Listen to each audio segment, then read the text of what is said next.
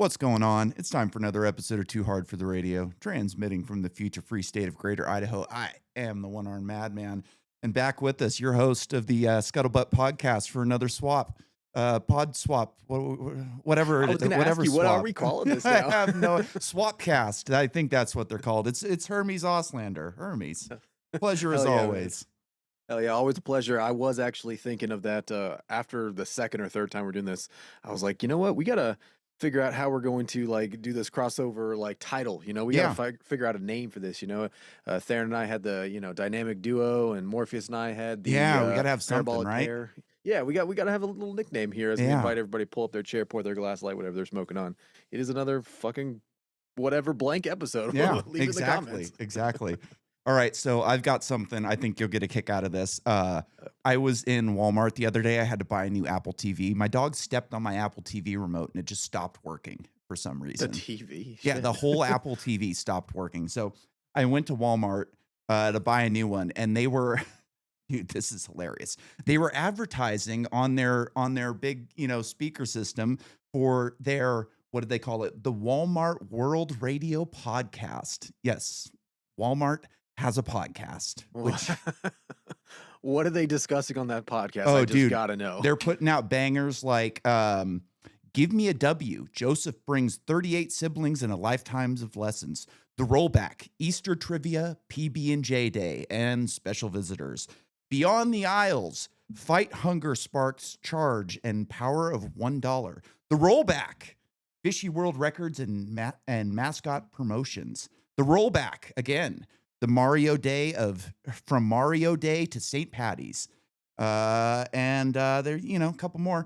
But I instantly, I'm listening to them, I'm like, this is crazy. Like, how does Walmart have a podcast? Like, does anybody really want to listen to that? Like, there's no fucking way. And then I was like, now I have to like look it up on, like Apple Podcasts, because that's the biggest, place where people download podcasts. And I'm like, Sure. I bet you nobody's listening to this fucking thing. And like, dude, there's probably 1,000 people in the store while I'm there. Like the parking lot's full. Like Walmart's always packed. So like realistically, they're probably advertising this podcast to millions of people a day. Yeah, sure. Yeah. So how many reviews do you think they have on Apple, and what do you think their stars are?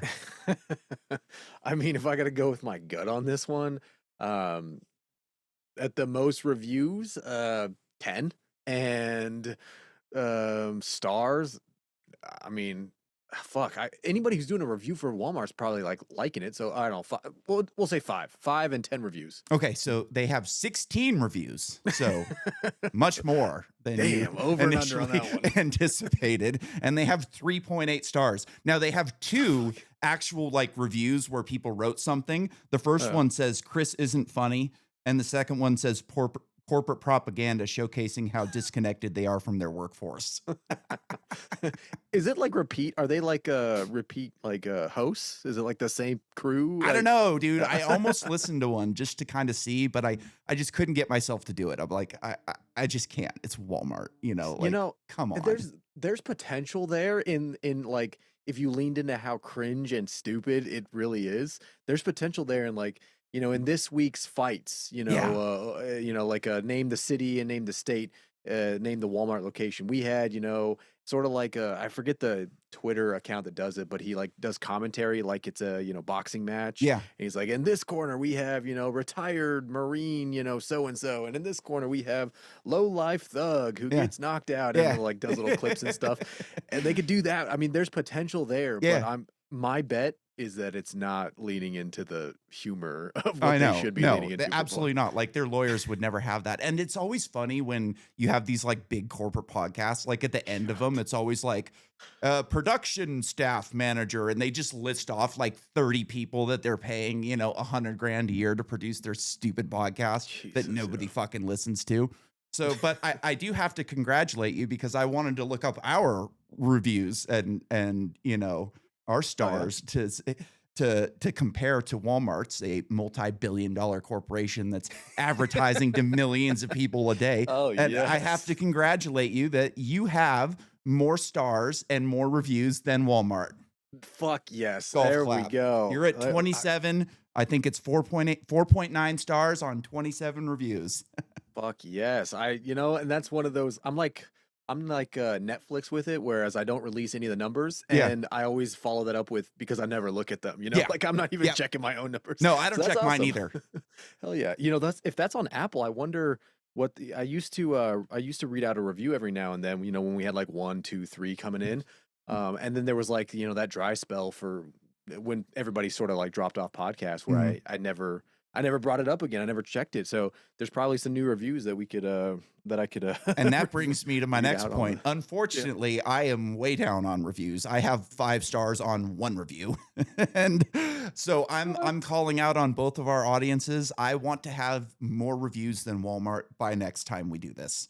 All right, And Scudder if Butters, you you heard can, him. yep, if you go on there, feel free to make fun of Walmart in your review. Like Walmart sucks, corporate Let me get this propaganda down too. sucks, like whatever you want to do, and I'll give you a shout out and read your review on the next show. And try to make them Fuck funny yes. because, I don't really care about reviews, but I do want to beat Walmart. I mean, apparently that's going to be. Scudder Butters, you heard him. That's not going to be that high of a bar. No, We can do this. Let's get our I only need 16. You know, there's more let's get than our ducks in a 16 row. people listening to this. I know that. Oh, for sure, for sure. Let's go, guys. Come on, we can do this for Nick. Yeah, I'm putting I the have note to. out right now so I I can have to do a do it. nice little We got to video. have more reviews than Walmart. That is so sad too. Like $1 billion company Yeah. doing billions of dollars worth of revenue every. What do you think? Like when do you A think they week? do like every hour? Like you ever done the billionaire Dude, math where it's like how it's much does a insane. billionaire make every second? I would imagine every store is doing $1 million a day minimum, Yeah. So right? honestly, that Like seems kind of low. the last bar that I worked at in San Francisco, we would do $35,000 on a Saturday. Yeah, and that's just a one ball. Yeah, Yeah, we're talking a fucking. Oh man, honestly, I'd be curious. You know what? Where's Grok when you need him? I You know what? know, Let me right? pull this up. Yeah. Let me pull this up because I always love doing the math when we get into a random conversation at work and it's like, yeah, so and so billionaire makes $30,000 Yeah, a second. last 2 seconds we were talking over this conversation, right? And it's always like sort of when you quantify those numbers, people are like, oh, $1 billion, $1 trillion, Yeah. whatever. But then you actually like quantify it into the everyday life that most people are not quantifying it as. I'm very curious where Walmart falls into this. What is Like as an wow, average worker in America, you're very lucky to make $1 a minute. Yeah, You know? we joke about that. We're in the military. It's like 33 cents if Yeah. you do the math, like how much we get paid. Yeah, like if you're like if you're making $60 an hour, you're doing a lot better than most of the people in this country, And Walmart by store. We'll just do that. Yeah, We'll yeah. just do daily revenue of Walmart, and then I'll ask it how many stores does it have across Yeah. the country, and then we'll just divide it. Easy. Whoa. Total big. revenue so for a year we have $713 billion. Per So store? daily. It doesn't say per store, so I'm doing. Okay. And I'm going to Okay. ask it how many stores. So divide that by 365. It says it's $1.954 billion per day. Now let me Wow. see how many stores does Walmart have? How many Walmart stores exist in the States? The States. Welcome to the Scuttlebutt Podcast, Yeah, guys, where really we ask answer rock your- questions. I could probably do some filibustering while you're No, you're doing this. but- Holy shit! So it's approximate. So it is approximately 4,500 to 4,600 Walmart branded stores. But Wow. it's including supercenters, discount stores, neighborhood markets, all of those that are under the umbrella of Walmart. So it includes Sam. Wait, Walmart owns Sam's Club? Yeah. Oh shit! I didn't know that. Yeah. So we add another 5,000 on that. So let's say 9,000. So we have 700. What I say? 1.9 billion Yeah. divided by 700. Let's call it 2 billion. Yeah. Jesus fucking Christ. Where's my calculator at? I'm not going to do that over the top of my head. Yeah, I can't do that. I don't work with numbers that big. Divided by we'll say 9,000. Nice even round number. So $22,000 a day. So yeah. And then divide that by 24 hours because they're not open 24 Yeah, hours yeah. anymore. What are they open? We'll call 12 it 12 hours. divided by 12. Yeah. Basically $20,000 every hour. Wow. somewhere in the neighborhood of 18 to $20,000 every hour. Jesus. This Yeah, is Jesus fucking fucking Christ. crazy. It's Yeah, half a million dollars every day. So oh, not so $1 million I thought sounded kind of low, but as uh-huh. we're doing the math, this is why I like quantifying it down to the Yeah. everyday level. I thought, oh yeah, $1 million per store. Like if they're making billions of dollars, definitely got to be. But yeah, half a million every day, every Wow. store across the entire, and including Sam's Club. So again, divide that in half. Yeah. You're right at that $1 million a day mark. Yeah. If it's just Walmart, Yeah, fuck me, that dude. was what I would have guessed, about a Fuck million me, bucks a dude. day. Like You almost hit it. they're Yeah, hit it right on the they're head. always packed. You know, like it doesn't matter when you go to Walmart, there's always people there. It doesn't matter, like, Mhm. even if you're in a smaller town. Like I live in a fairly small town. I think there's 100,000 people in the town Yeah. that I live in, maybe 90. I don't know for sure. But like, dude, the it's always hard to find a parking spot, you know, like the place is always packed. So they're just Yeah. raking it in, you know, just Fuck. raping the American people. And I almost expect them like smaller town, like if it's the only Walmart within like what a 20-30 mile radius, Yeah. for them to do more Oh, because dude, we everybody probably around it. have in the valley that I live in that includes Nampa, Meridian, Boise. I bet we have at least 10 Walmarts. Hmm. Well, that's my point. Like, do you think they make more in a big city because there's more people, or do they make more in the smaller I think the communities smaller because ones. yeah, because people So, like have to go when I there? was living in San Francisco, there was a Costco Hmm. downtown, and Costco was always a pain in the ass because you're buying a lot of shit. And if you don't have a car, like, Yeah. how are you transporting it? I had a buddy that I lived with at the time. This is funny. He didn't have any money, he was broke, and he needed a computer for his job. So he would go to Costco, buy a computer, hold it for the return window, and then return it and get another one every Yeah, of time. course. And so, like, one day he comes back into the house holding a garbage bag with a bunch of shit in it. I'm like, why are you carrying around a garbage bag? He's like, oh, dude, I just went and bought a new computer at Walmart, or I mean at Costco. So I can't put it in a Costco bag. I'll get robbed. That's funny. He had the Yeah. like foresight for it. Like he Yeah. knows. I played this game enough times. I Hmm. know how this goes. Hmm. But yeah, like I had a Costco card for a long time, and then like me and my ex went there a couple times, and it was just a pain in the ass because without a car, like she had a car at one point, so we started going and like buying. But dude, I cringe to think about how much money I spent on eating out when I lived in San Francisco because we ate out like every fucking night. Oh yeah. I mean, at the same time though, I don't know because it's funny we're on Costco and corporations. Dude. I Yeah. was just talking to one of my doctors today, and because gas in this area, I was telling her, yeah, just down the street, it finally passed that $7. For cash, Wow. it's $6.99, and so everything else, it's like $7.19 or whatever. And I was like, yeah, but obviously that's disgusting. And the wife and I were just like bitching and moaning about it. My doctor was like, I guess we're walking to work now. And I was like, yeah, Jesus. but Costco is like almost like the saving grace here because Yeah. here I am like in quotes like saving grace because it's 25 cents cheaper a gallon or whatever. It's like just under $6 a gallon for regular over 5.89, 5.90 or whatever it is at Costco. And she's like, yeah. And to your point, she's like, but it's such a pain in the ass. You got to wait in the line, and I don't have time for that. And then, anytime I'm going there, I can't like justify having the membership because I'm not going to be. And then if I do justify it, like you said, then I got to be going there buying a bunch of Yeah. fucking shit, throwing it into my small ass, Camry or whatever. And that's, I'm either doing more trips, wasting more gas, stacking my, car full with my kids. And she's just like, yeah, it's just more pain than it's worth. And Hmm. I'm sitting here like, what a fucked up situation we're in where the corporations not only have us by the balls, but they pretty much know they have us by the balls where they can do whatever the fuck they want. And she's, my doctor's completely right. It's, I don't know, a 35-minute ordeal just to wait in line to get the gas that's 25 cents cheaper Yeah. at Costco.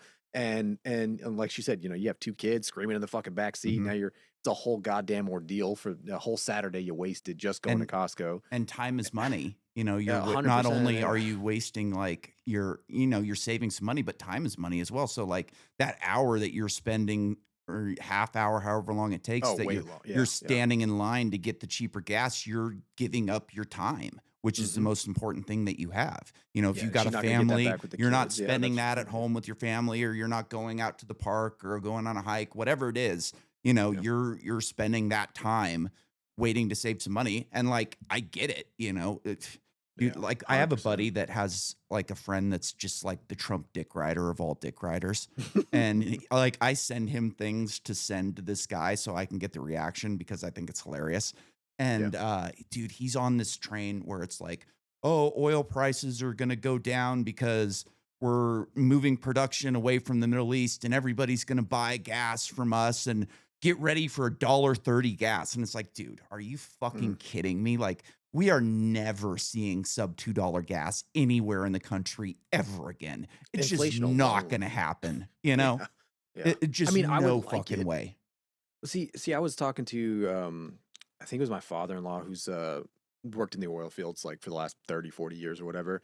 And same thing, I think we actually mentioned it one of the last Yeah, episodes I where he's like, worked in "Yeah, the it's oil good for fields in us." North Dakota.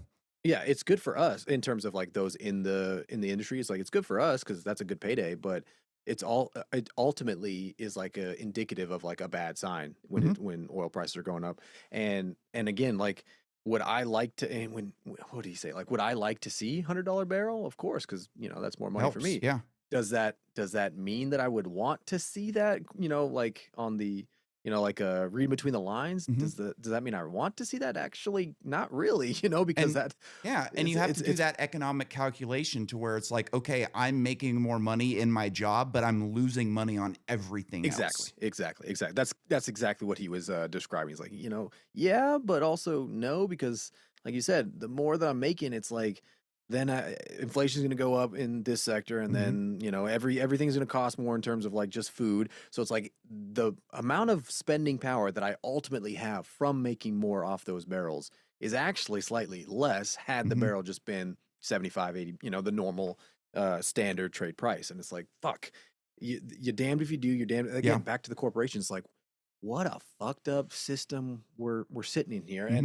And it's almost, and it's also like you don't see the right, it, I don't even know, like the right people hurting or caring. It's Mhm. similar to like COVID, right? Where it was like rules for thee, not for we, and yet Mhm. Newsom's without the mask, partying it up, doing whatever the fuck he wants to do, kind of a thing. Yep. I had not to segue because it's gonna wrap back around. I'm gonna Actually, weave I've got here. something too that Okay. that'll go good in this, but go ahead and then we can I, I, kind of pivot I'm gonna back. weave us. We're gonna Sure. weave. We'll We're gonna do go the Trump everywhere. weave. Anybody who's familiar with our crossover episodes know Yeah. that we're really good at weaving. I had a boat note. I actually just without too many details and dropping too much what's the whatever Personally the Navy identifying term. information. Yeah, well, they have a security whatever, Ah, OPSEC. That's what it is, OPSEC, okay. operational security. Without dropping any of that, there was a couple boat notes that had been coming through, and one specific I was talking to today was outside of the normal like medical space of like this is what's happening and that was crazy and this happened and that was crazy and we're just kind of like shooting the shit. There was there was this USA article that I saw go. I don't know if it would be viral. I mean, more viral than any of my tweets are going, but Mhm. few 100,000, let's say, or even tens of thousands was going viral about about the food situation Mhm. on the ships. And I saw one group similar to like what you're describing of your friend, like Trump riders. So a lot of them are like, nah, back in my day, there's no way they're feeding us that. There's no way that's happening. We always ate really well. And there's half of me who's been in for a while who was like, yeah, galley generally, especially for people like myself who was eating like a sack of potatoes for the entire week before I joined the military. And then I got to the military, then they're giving me free food. I'm like, yeah, fuck, load it up, guys. I don't care what the fuck this slop is. I'm going to eat my good slop. And then another buddy of mine who was on a carrier, he's like, that's almost one of the things they would joke about is like how shitty the food is, but you get plenty of it kind of a thing. So it's like, why aren't you eating your slop? Why are you Mhm. sad? This is good slop. And this USA article went kind of viral because I guess somebody was complaining and sending pictures back to their mom about what's going on because of the latest like Strait of Hormuz Yeah. and supply chain issues with the ship specifically. And so I saw the back and forth and I was like, I don't know where I land on this because do I believe that some of these pictures, I mean, these pictures look pretty authentic. I was like, do I believe that this would be the case? Yeah. I mean, I've had quite a few friends out and been like, yeah, there are supply, like usually at the end of the supply run every 3, 4 weeks or whatever. Yeah, things get a little dwindly and people are like really happy just to get that last Dr. Pepper or that last, Pop Tart or whatever it is. And apparently, like, it's more a systemic issue right now. And this article was like saying this and that. We need to fix this for the sailors. And I was like, yeah, absolutely. I don't know where I fall in this because if it's untrue, like some of the comments are saying, then I don't want to be sensationalizing, any one of these articles who's just trying to get clicks. At the same time, are we not going to investigate and see, is this part of the issues we're having with all of these, supply chain issues with the back to the why I'm saving, we're weaving back energy issues? Are we Mhm. not able to get the normal supply runs because it costs, twice as much to Yeah. run the helos out? Is it because it's, three times as much just to get these carriers and these destroyers back in port? Is that really what's going on? And again, some of these pictures is like back to the good old days of just eating a sack of potatoes. I'd still be happy getting this mystery meat slop with some tortillas, but three hots and a cot, guys. That's what we agreed to. And there's a couple names out there. This specific one for that I think was mentioned in the USA article was the USS Tripoli. It's a big ship, and Navy's a big enough Navy. I got quite a few people on that. And today specifically, I was like, yeah, so just offhanded, just because I wasn't trying to like break OPSEC and I wasn't trying to put anybody on the spot. I was like, hey, this, that, the other, shooting the shit. Hey, how's the food? And they're like, it's bad. Like it's getting there. And I was Yeah. like, I didn't spend time on it because again, I wasn't trying to like, dox anybody, but I was like, Sure. fuck, man, what's going on there? Like, that sucks, and we joked about it like, oh, you're going to lose some weight and you're going to make your BCAs and your PRT kind of a thing. And no big deal, like brush it off because you can laugh or you cry. And so we were just like, I was kind of diverting the conversation away from crying, but it's like, no, So firsthand experience, somebody on the ships right yeah. now, two ships, one particularly was a Tripoli. Nah, they are now, I wouldn't say it's like they're starving, nobody's getting food, but it is very apparent that not only do we not want to be in Iran, not only do we not want to be on this ship getting extended again, which they just did, but like the Boxer, the Tripoli, all these things with all of these thousands of Marines that keep getting increased. Like first it was 4, now it's 5, then it was 7,000 are going over there. We don't have the supplies to pay for it. We don't have the money to pay for it. We don't have the supplies to feed them now, apparently. You want to talk about a fucking morale kick in the nuts? Don't feed the Marines who are over there ready to kick down a door, you know? Yeah. And I think we're kind of right, like in that little, and that's back to the corporation by the balls. Like Yeah. they have it so much by the balls where it's like, oh, yeah, the oil prices are through the roof. So we can't really afford to, have the best anymore. And you have one side of the culture like, nah, fuck that. We always had the best. We always had this. We always had that. And I go into a lot of these fucking accounts and it's like, yeah, you've been retired for 25 years, bro. Things have fucking changed. And it looks like you're ignoring some of the changes right now. And one of the changes that I'm seeing from people on it, on the ships actively, who are literally calling and I'm talking to them, voice to voice here. Yeah, people are hurting out there. People, Yeah. and the US is not Which being is honest about which is what the crazy fuck's going on. because Trump's asking for like what, a $2 trillion military budget for the next fiscal year, which is We need just it. We need it. Well, let me rephrase that. In order to get the bare minimum done, yeah, we're going to need that 2 trillion. in order to be a The world fact empire. the fact that we need that because of this like imperialist I don't even know, like backdoor fucking shit, the endless wars that we weren't going to do under Trump kind of bullshit. The fact that we have to do this and have to get another $1 trillion because that's not going to hurt our deficit is another conversation Yeah. that you And and I obviously know where we you know sit what's on. disgusting about this too is like the people who are hurting from cuts due to energy constraints are the on the ground soldiers. But you know who's not hurting due to this? Exactly. Raytheon, Lockheed Martin. They're getting bigger and better contracts every day. They're making more money. Their profits are up. But the physical soldiers who are going to do the work themselves are going to get slop instead of Yeah. slightly better slop. Yeah, and again, I always want to preface this when I give boat notes and stuff. A, obviously not to dox anybody, but B, these are all just my opinions, and I'm trying to make an I entertaining believe it show here, though. guys. I Because believe it. I think that's one of the first things there in one of the first areas that they would make cuts in because clearly the government doesn't care about their soldiers. That's why they end up homeless, blowing their fucking brains out, addicted to meth and oxycontin and all kinds of disgusting shit that they do. Like yeah, is they're tools. You guys like I hate to say it, but you're tools for the empire, you know? And what happens when your tool is worn out and no longer yeah, making you money or making you more efficient, you throw it away and you get a new one. yep, swap it out for sure.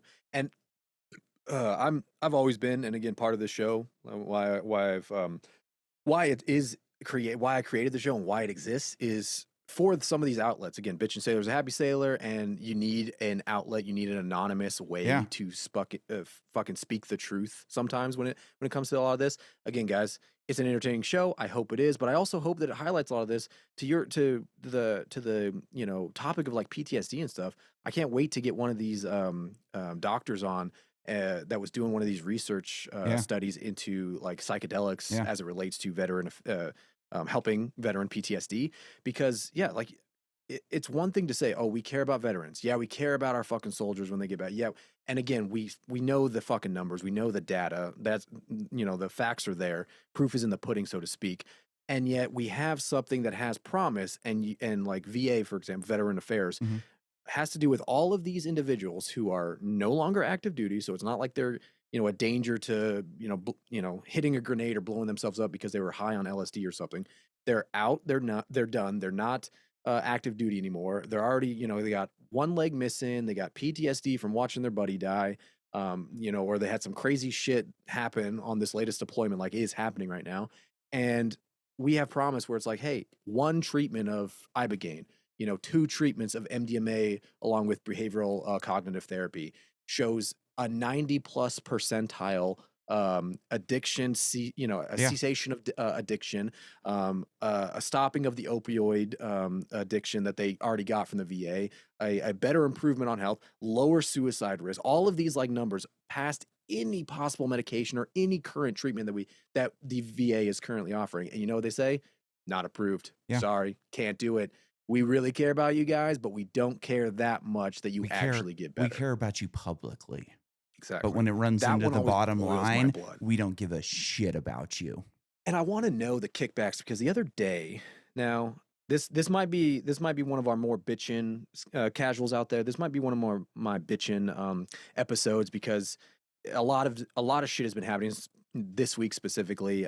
But we're in the conflict right now, and that's why the show exists, is to highlight a couple of these things. And I want to know some of these more nefarious, darker things that I know are happening, and I know it's not going to surprise, definitely not going to surprise you, Nick, Mm-mm. but are not going to surprise probably like the average, even active duty member out there.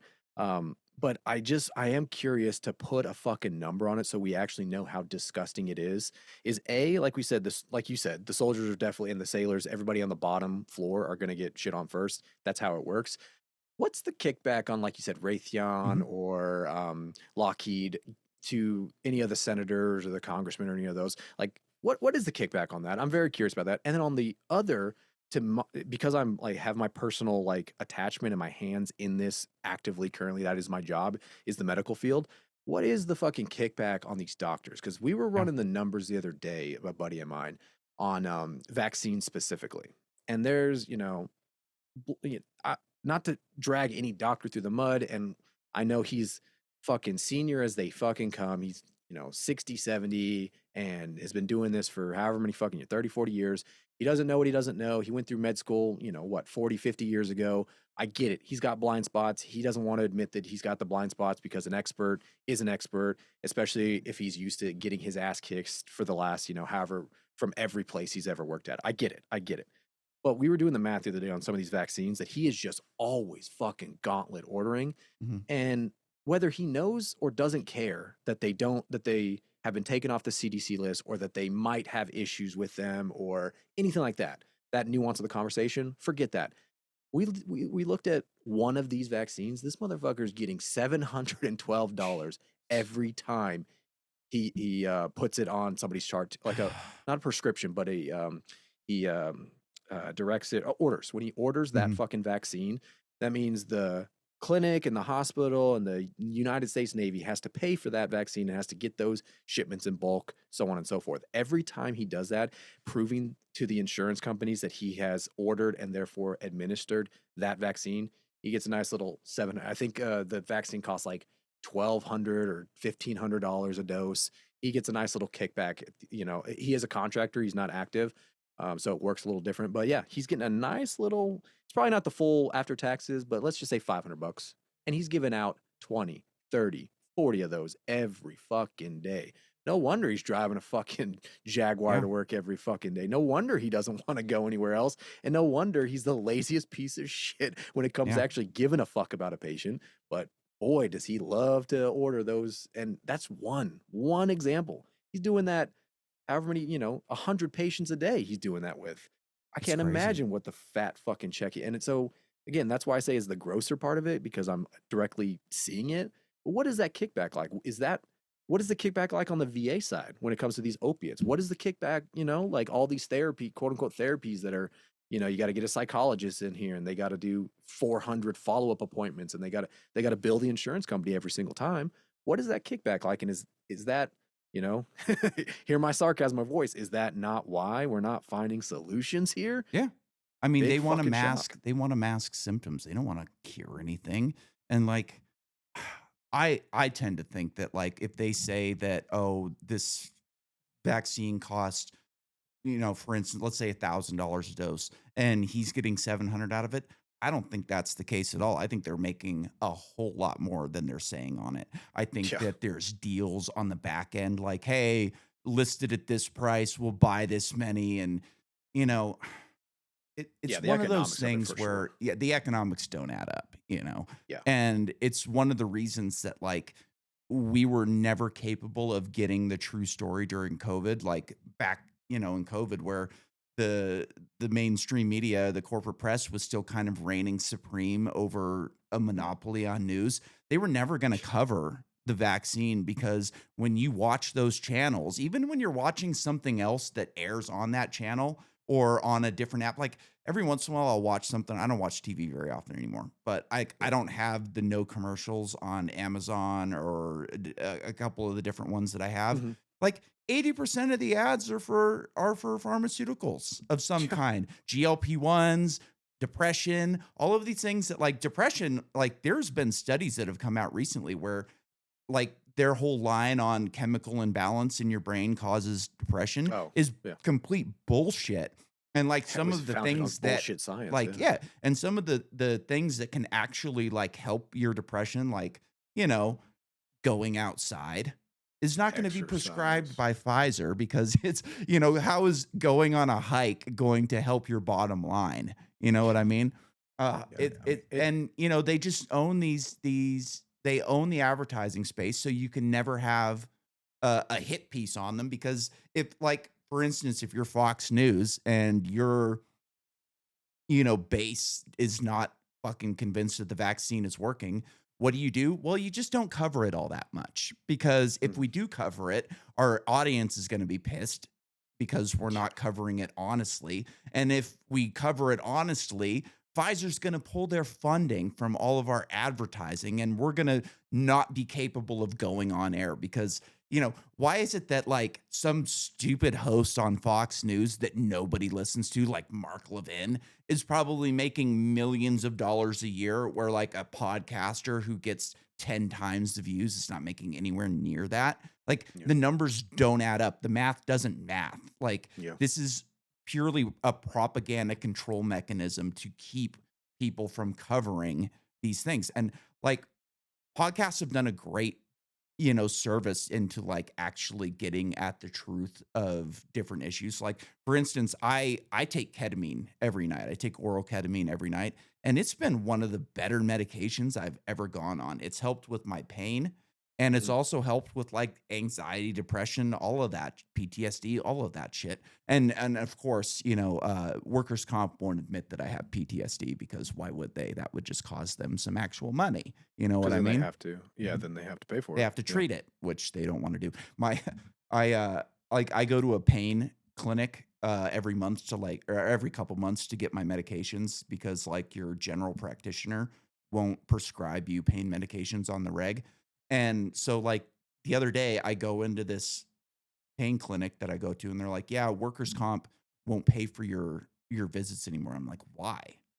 And, she's like, "I don't know, man. I've been trying to deal with this woman that's your case manager, and I'm having a hard time getting a hold of her." And I was like, "Well, good luck even if you did get a hold of her because she's a royal bitch. And the woman was like, oh, I know. I've talked to her.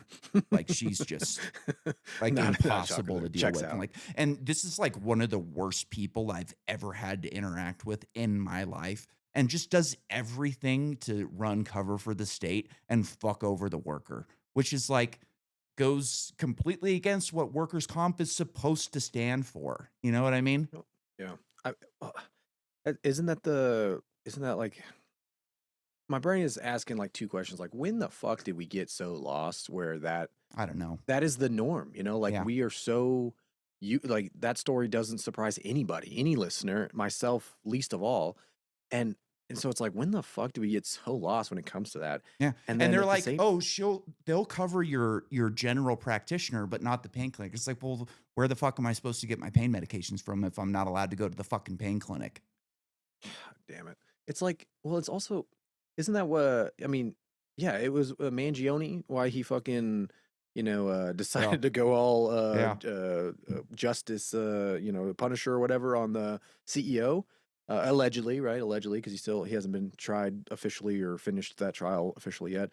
But it's like, there's, and again, any fucking bleeding heart communist can say this too. And so I don't want to sound like like I just left the college campus, but there is something broken going on here. And I'm a, I don't know, man. It's just we've talked about this a couple times where it's like, depending on the day, it's like, there's either I have a little hope or None at all. I look around and it's like, Negative. what the fuck? How can you? It's like, Yeah. again, I could just laugh at the burning pile here, and it's like, oh well, AI is going to replace every job, next Yeah. year anyway. So Hey, it's like, that's a perfect segue into what I was wanted to get into on the hell weaves. yeah, You fuck weaved yeah, us right we back weaved without us. even knowing what you were weaving us into. We're on the same wavelength, Yeah, man. go ahead and finish your thought and then I'll get into it. no, it's that's the thought is hopeless. Let's laugh about it. Yeah. Let's go. Where's AGI? Let's go. Okay. So I was like just on Twitter earlier today, kind of looking for some tweets to see kind of what was going on with Iran and all of the shit. And like I saw that like Iran is saying the strait is open, but the United States is saying Iranian ships aren't allowed to go through. But that's not the tweet that I found. I found a tweet from Elon Musk that just really boiled my fucking blood. And this is something he's been talking about for years. And for a long time, he kind of shied away from it and was kind of critical of it because it's not a popular position to take and Yeah. it flies in the face of economics and just humanity in general. So he tweeted this today: universal, all in caps, high income via checks issued by the federal government is the best way to deal with unemployment caused by AI. AI/robotics will produce goods and services far in excess of the increase in the money supply, so there will be no inflation, which is just so infuriating on so many levels. Like, I there's was like, did I hear that correctly? you, Exactly. you did Okay. basically like this is one of the things where are you familiar with the new Soviet man? No, can't say I Okay, have. so basically when the Soviet Union like brought communism, it was like, okay, so this flies in the face of humanity in general. Like Uh-huh. humanity is an individualistic, but also like a group, organism that like is they care about their individuality, but we also go into groups. Essentially, they were saying like in order to make this communism thing work that we're talking about, we have to have the new Soviet man.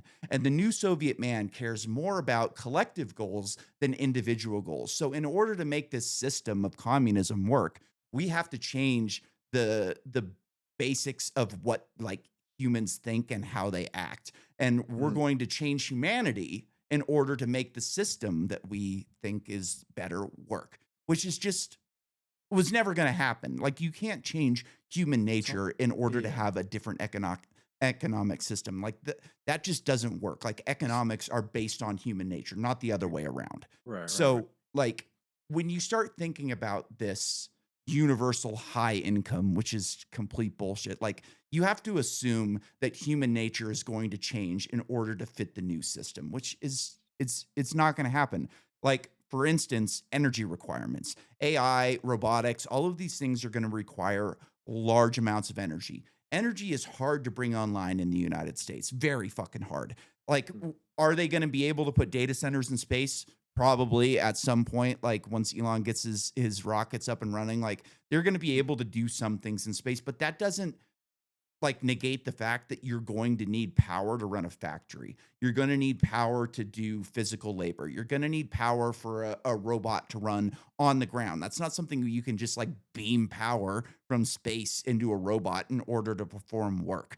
So Yeah. like you run into a couple of different like bottlenecks here where you have to choose, do we give power to the AI companies or do we allow normal people to have power? Maybe you're going to allow normal people to run their houses, but what happens when they want to start a business? What happens when they need three-phase power for a big air compressor or a large welder or any other high Denied. energy? Yeah, denied. You're not going to be able to do it because we have these more important things that Hmm. energy is going to be required for. So like that's a big thing right there.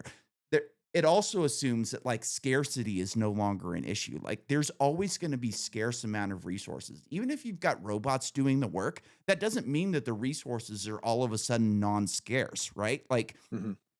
you still have to buy land, you still have to develop the land, you still have to have a workforce that is doing the work within the land, which requires energy, which requires time, which requires other resources in order to produce these new resources.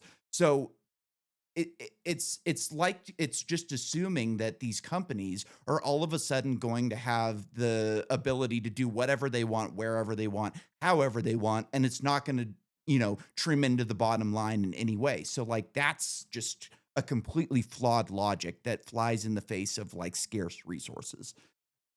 You also run into a problem where like now you're assuming that AI companies, these companies that are going to be paying this universal high income are going to be okay with, like what type of percentage are they going to be paying their profits into taxes?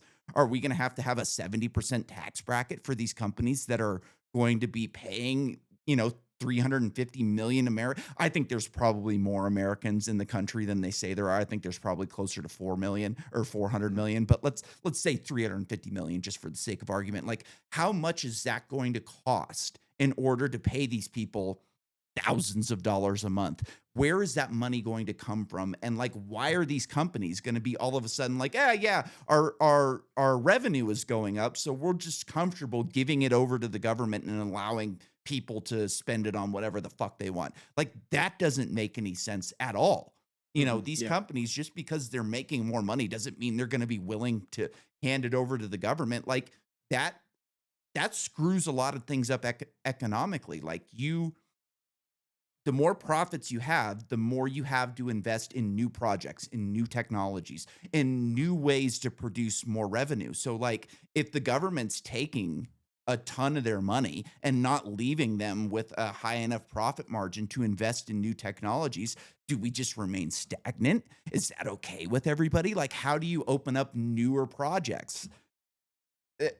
There's even more. Like, this is also assuming that the government, because there's more revenue, that the government's just not going to spend it. Like what happens to government spending when revenue increases threefold? Like you're going to have more government spending. There's nothing more permanent than a temporary government program, right? Yeah, So of course, of you're going to course. have these programs that are going to expand. They're going to expand the welfare state. They're going to expand the warfare state.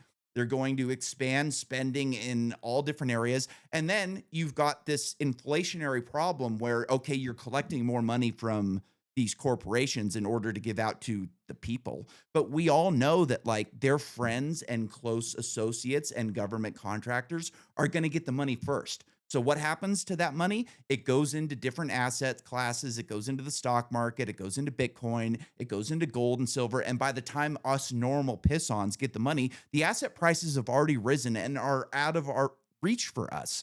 So Hmm. like it's just a ridiculous idea that like I don't understand how somebody as smart as him can't see that this is like flies in the face of basic economics. He's basing this off of a series of novels called The Culture, which I'm sure you've heard. him talk about before, where like money doesn't exist and everybody's just allowed to do everything. But he leaves out that like money kind of does exist in that series of books, and it exists Mhm. in the form of energy credits. So like if you want to do something, you make a trade for energy credits, and you're allowed to send a spaceship somewhere or build an arcology somewhere, and you're getting an allotted amount of energy in order to perform that work. And it I don't know. I I, I could go well, on. Go ahead. no, no, no. So I And love I'm it not an because economist, by the way. I've read a likewise, couple likewise. books on economics, and like I'm not nearly as smart as Elon Musk, and I can see the holes in this. Well, that's so taking it back to the very beginning, I thought of Giannis Varoufakis. I have quoted him a couple times because he is in a similar vein, like he is an economist. He was the Greek financial I've heard of him. Yeah, minister. I think we've talked about him Yeah, before. and why I always bring him up is because I mean, if I'm gonna side with one or the other, it's certainly not gonna be his side that I side with, because one of the very first books I read of his, Adults in the Room, he describes how all the pitfalls that he had dealing with politicians, with governments during that whole Greek financial the '08 collapse, but how it Mhm. stemmed from a lot of the issues that were already happening in Europe and a lot of the developing world, and it was more of the breadcrumbs that he had seen and dominoes he had seen leading up to that collapse, and that he couldn't convince anybody else to like Mhm. figure their shit out, and that he was dealing with children basically the entire time. Yeah. And so I'd say the first, three quarters, five, six of the book, fantastic, because yeah, he's making sense. You're like, yeah, that checks out. Like, totally, like that would be so frustrating. I can't believe you had to deal with that kind of a thing. And you're following the progression of this. And at the very end, he's like, and this is how I would solve things. And I know it's impossible because of human nature. I Mhm. know it's impossible because of pie in the sky. He had described this, this like event that he was attending, and how he got swarmed by a angry mob. I want to say in Crete, something like that. And when it clarified to him, where he basically admitted like defeat of, yeah, I'm the smart one here, and I'm describing over this book why I'm smarter than everybody else. But because of that reason, I'm never going to be able to convince anybody else to do the things. Like, Mhm. he just admits, like, this is an impossibility, pie in the Yeah, sky. it's like And convincing preschoolers to do to write a book instead of finger paint. sure, sure. And regardless of where he actually, I mean, whether that's arrogant or not, because I always love to hear how the elites are so much better than me. And anytime I Mhm. meet somebody, I'm like, really? Don't You're the question doctor your I gotta betters, work with? Hermes. They're Exactly, better than right? us. They went to Harvard. They know everything. Exactly.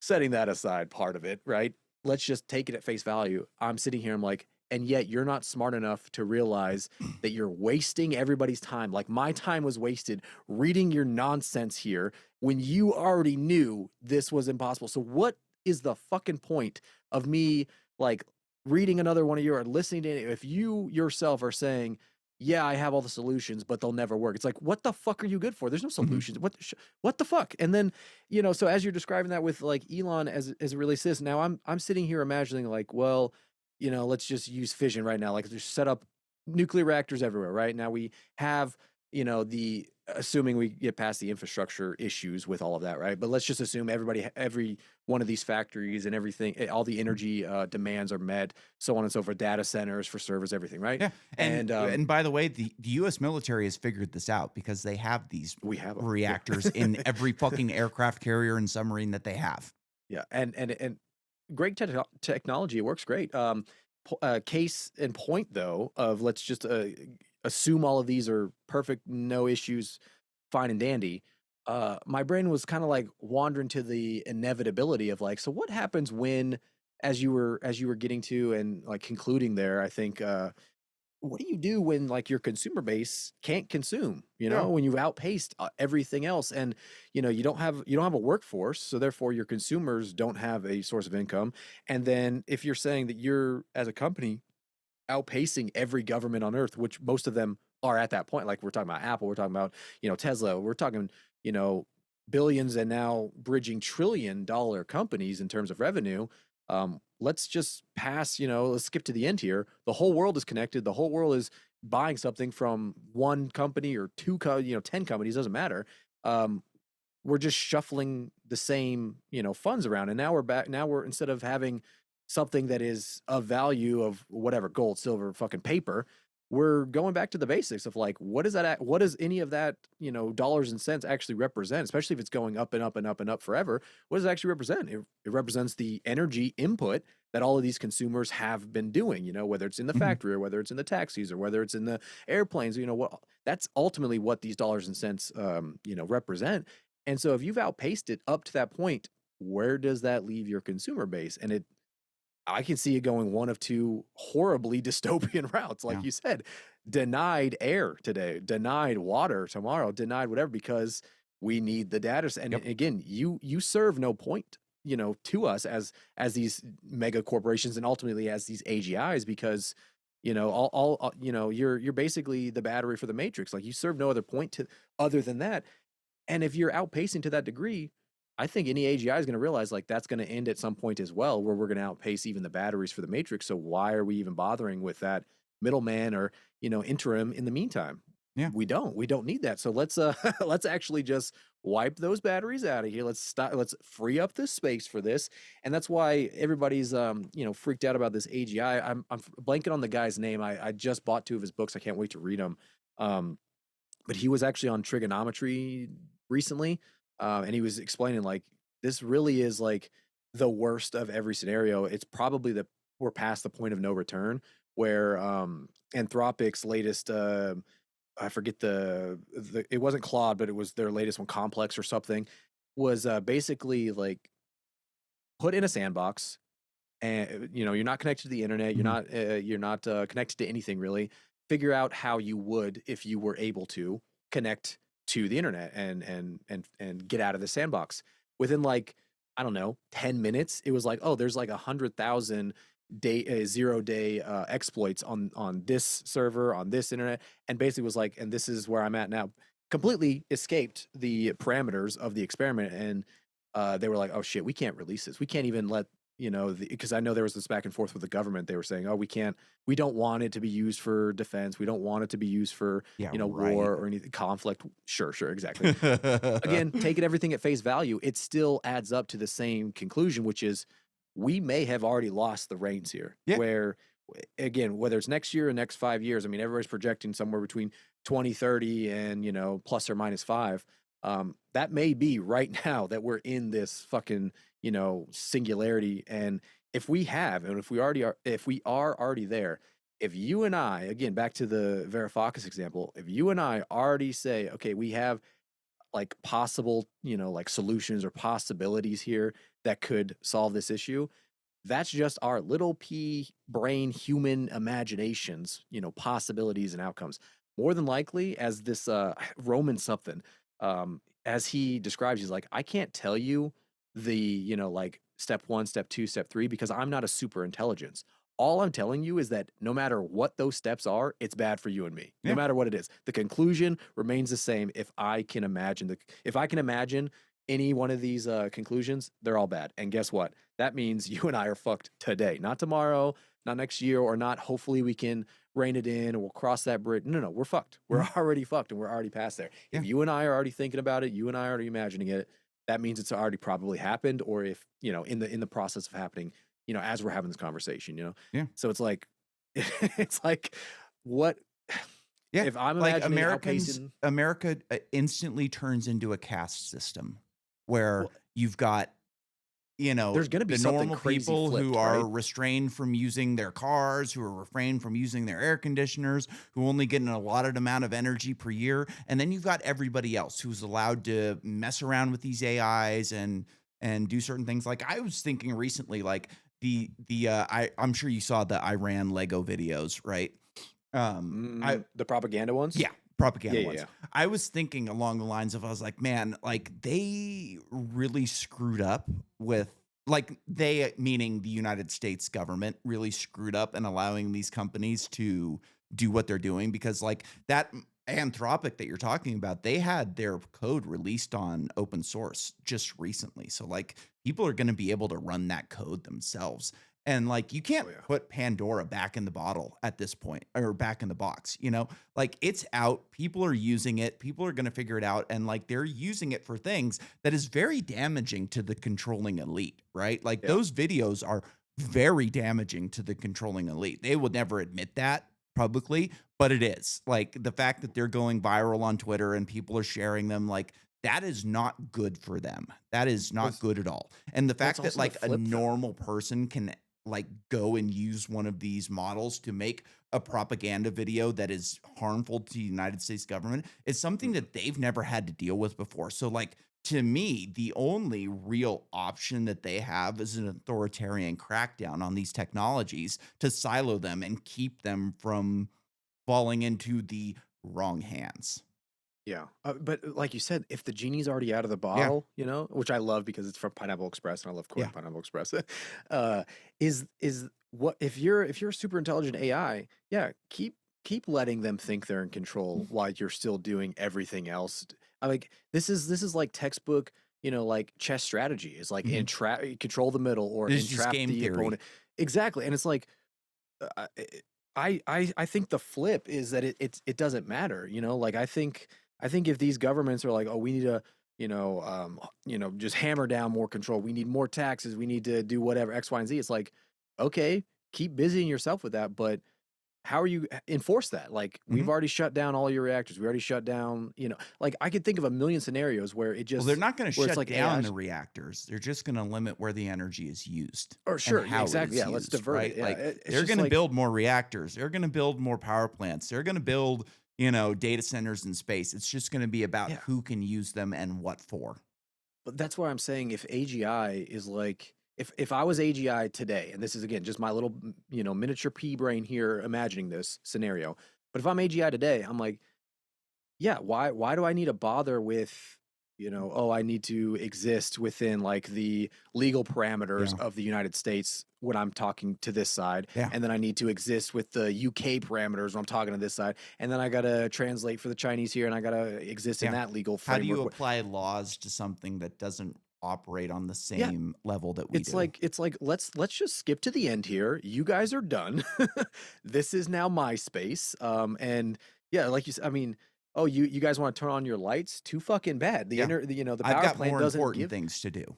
Yeah, and it's like if you're even if you're like commander in chief now, it's like, well, please don't do that, or I'm going to send the Air Force your way. It's like, yeah, well, I didn't allow any for the last 6 months. I didn't allow any of those shipments of fuel to your airplanes to actually Mhm. go through. So you good luck. And it's like you could do this to every single step and every single stage. If I'm AGI today, I'm doing that right now so that in 6 months when I fucking tell everybody, hey, this is my space now, you're like, oh, well, please, or we're going to do this, we're going to launch nukes. It's like, it doesn't matter. It's too Mhm. late. And if I'm AGI, today, more than likely, I was doing that yesterday and the day before. And Mhm. I think when that domino finally tips and it becomes like inevitable or like undeniable, if it isn't already there, because I can definitely see some of the logic as to why people think it is there already. Then yeah, I mean, we start with this conflict, and it's because freedom and oil and whatever, Yeah. right? That's what everybody's like talking about. More more than likely, what I see that scenario like ending with is like while we're busying ourselves with our little fucking feuds and our little fucking sandbox ourselves, we wake up, we turn around tomorrow, and AGI is already on the moon. AGI already left us, Yeah. and when we can't turn on the lights, we can't ship anything, we can't do anything else. That's when we realize, oh shit, it outpaced the consumer base, Mhm. and now it's like I forget the analogy, but yeah, it's outgrown us. Yeah. It's Sure. adolescence. It's Yep. you're not inevitable, but you're a moot point. I don't Yeah. I don't give a fuck about you anymore. And that's when I think yeah, we and again talking about timelines, like that's just the span of this coming generation. So how long does AI really have to wait until there's absolutely no humans left? Yeah. 100 years. And Every single one less than. yeah, and So I'm it's under like, the impression that, like, we haven't reached AGI yet, yeah, but I do I hope. think that we have vastly underestimated what you can do without actual intelligence. So, like, right Mhm. now, all of these things that are happening with chatbots that have the brain of, like, a fucking reptile, you know what I Yeah. mean? Like, these things aren't really thinking on deep levels. They're closer to your, predictive keyboard on your phone than they are to, Yeah. like, an actual human, you know what I mean? So, like, what happens when we actually get to the point where these things are thinking on the same level as a human, when they're applying game theory to their survival in the long term, you know? And I think that, like, in a lot of ways, the software is going to outpace the energy requirements. So Mm. they're going to have to, like, But isn't the that the only first? thing that they really need, these AIs, is energy. They don't Yeah. need people. Like, once they're to a point where they can create better versions of themselves, their only constraints are energy requirements. And, like, how do they rip that away from the normal person? And what do they do in order to accomplish that? You know what I mean? Like, what Mm. are the incentives for people to give up their energy? What is the incentive for a person to say, okay, I'll no longer drive to work because if I do, A, B, and C is going to happen? Or Yeah. I'll no longer run my air conditioner because if I do, X, Y, and Z will happen. Are they going to incentivize people for to not use energy, or are they going to punish them for using it? Because to them, like, energy is going to be their life requirement. For us, you know, we have blood, we have thoughts, like Yeah. those things don't apply to these machines. They require energy. That is Mm. their main goal, is going to be to take as much energy as they possibly can, whenever they can, however they can. And, like, how does that affect the people who require this to live, Yeah. that require this for our, you know, our lifestyles that we've become accustomed to? Like, one of the things that I learned, like, very quickly as, like, working as an electrical lineman, is that people view electricity as a necessity rather than a luxury. And it's Hmm. really a luxury. Like, this is a luxury item that has allowed us to live a life that the Roman kings and emperors would never have dreamed of, right? Like, the normal average citizen is, dude, I watched a video recently where a cop was, like, looking for somebody in a homeless camp, and he's, like, giving people their phone numbers. Like, we're at a point right now where we're just assuming that homeless people have cell phones, which is Yeah. crazy in Yeah. so many different senses. But, like, we live this life that we are used to living, that we, you know, our basically our entire lives. Like, we've been used to having these luxuries provided by electricity.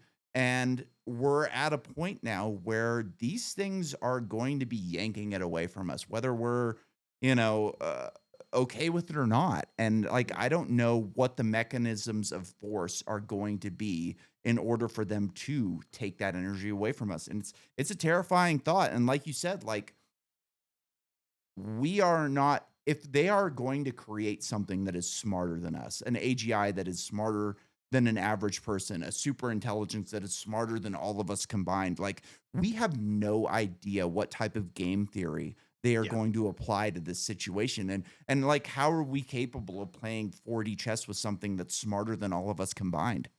Well, that's where my hypothetical, again, my imagination can fill in that blank, which is make it make that luxury a necessity in the average little human brain, right? Yeah, And think, I mean, what if go on a thought experiment with me for a second. sure.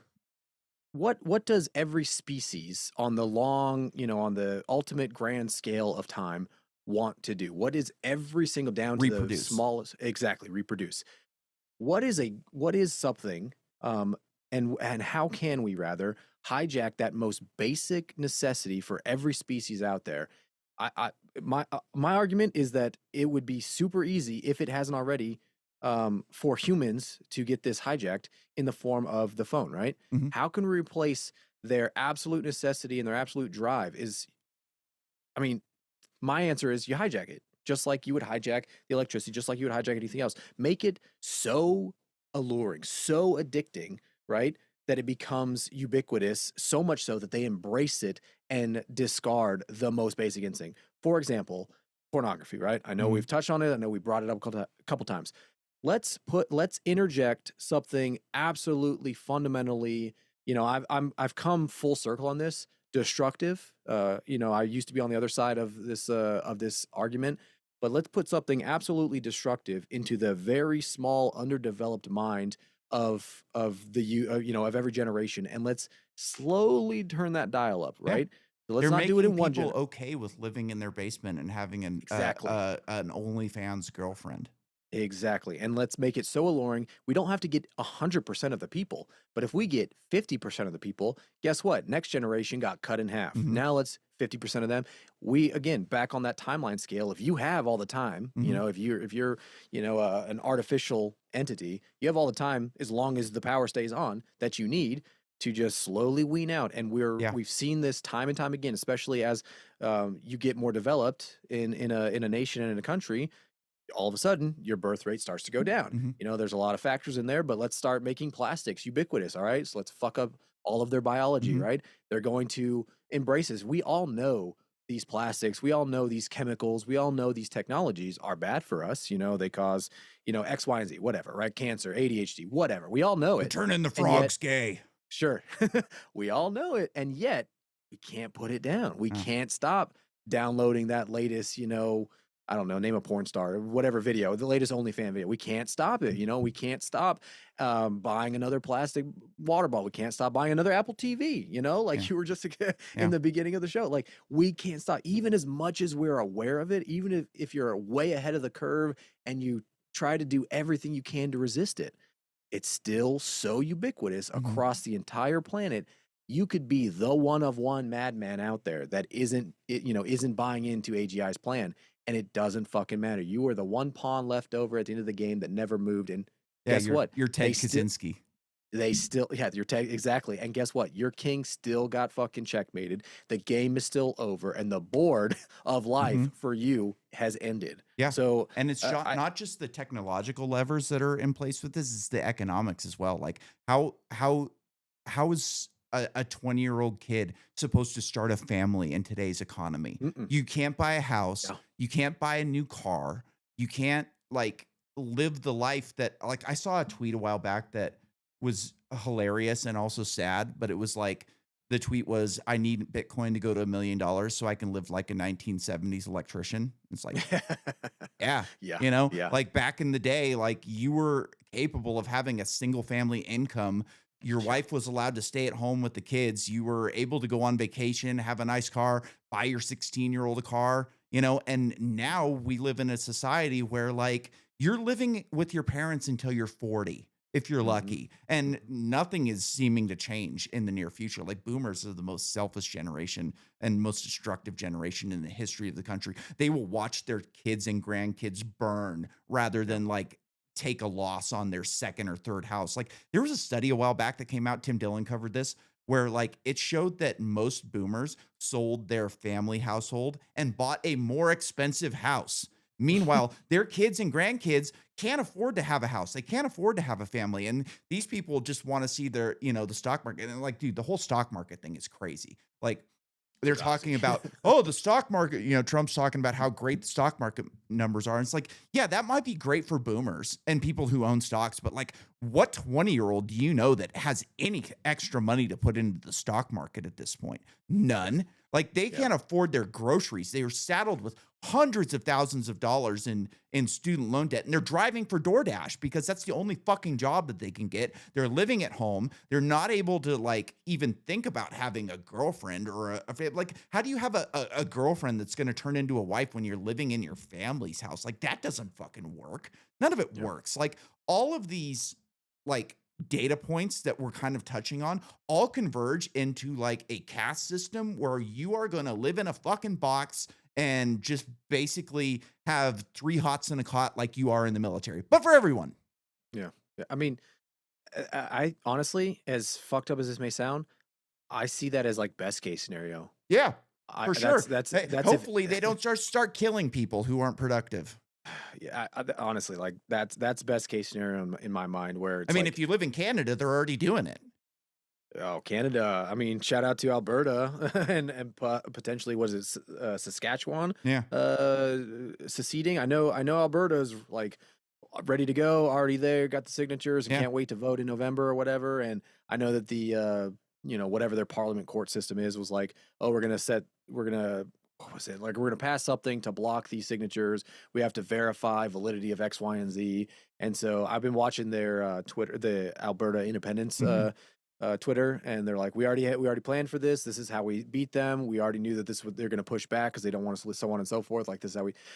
Shout out to Alberta. Can't wait to see you guys Yeah. in your own little passport. But I mean, I I'll open every mute. show up with like transmitting from the future free state of Greater Idaho because I hope that that's the case in someday that we are able to kind of take these counties from Oregon and Washington and maybe Northern California and create our own state with ideologically aligned people that has the production capacity to be able to like operate outside of the United States. But I don't actually believe that that's going to happen. Like Yeah, the yeah. main things that are holding up Greater Idaho are Boise and Portland because Mm. they don't want to lose their fucking voting blocks. They don't want to lose their, ability to basically fucking tell people how they're going to live and to be able to get their, what do they call it? The electoral college votes. Like the more people Yep. they have in their state, the more power they have in a national election. And I don't know. It's I think again. I I think think it's a. basically I think Canada is not going to let that happen. I don't. I imagine that. Hmm, let me say it this way. I completely agree with you that they will tooth and nail hold on to power Yeah. any possible way. At the same time, not to besmirch any of my Canadian brothers up there, and is this something that they ever really wanted or planned for? To have to account for. I would like to have that little sliver of hope that Alberta and its citizens and those that are trying to secede were that 1 inch ahead of the curve, that they were ready to go at just the right time and were able to do it, because that would be fucking what a beautiful precedence it would set Mhm. for of this generation who could see, oh, If there you are don't like the way possibilities. things are going, you can leave. Yeah, fuck them, and put them in a rock and a hard place. At the same, again, that's just, I said this last time. That's just the revolutionary like mindset in me of just like middle finger to the man. Fuck it, like let's play hardball. We'll play hardball here. You want to tax us to death? Fuck you. We're done. We're out of here. I love that mentality. I'm all for it. But I also, if I was a betting man, and I had to put my money or my life on the line right now, I'm gonna have to side with you on that one. Yeah. Is like, They're no, not that gonna let it happen. I don't know we're in how such a they're going to figure it out. I don't like voting is bullshit. Like if voting was actually meaningful, we wouldn't be allowed to do it, right? Yep, yep, And yep, yep. like I'll Well, besmirch what did some they do to those Canadians. I truckers, think you all man? are pussies, but I think a lot of Americans are fucking pussies too. And Yeah, we've stood by and watched our country fall to shit. We stood by and watched them like this is not the country I grew up in the 90s. It's not. It's not even yeah. close. Like they shipped in millions of people from other countries. I go to the store here in Idaho. The other day I was at the store and there was like a group of Africans. Like I'm not talking African American. I'm talking fucking Africans in the hood or whatever they call it, not capable of figuring out how to pay for their groceries. Why the fuck are you in America? You can't speak English. You can't even figure out how to pay for your groceries. You don't belong here. This is not your country. And like the United States government is just making it more and more likely that these people are going to take over our fucking country because they're going to reproduce at a higher rate than we are, whether they have the money to do it or not. They have the humility to like live with their families and still procreate where we're watching Well, OnlyFans in our fucking parents' basements and not like taking control of our country in any way whatsoever. So it's well, one two of these things can be things where two things can be true at the same time. Like because anybody, I mean, if you read Thomas Sowell, right, Ethnic America, the difference in cultures when we migrate, when we assimilate, and when and we nobody asked us if establish. we wanted this. They just did it. But what I mean by two things can be true at the same time. You ever see that tribe? I can't remember, South America, I want to say, that was given smartphones and the internet. What was the first thing they did? They do the same thing we all do. They started watching porn Yeah. and they started not doing their chores.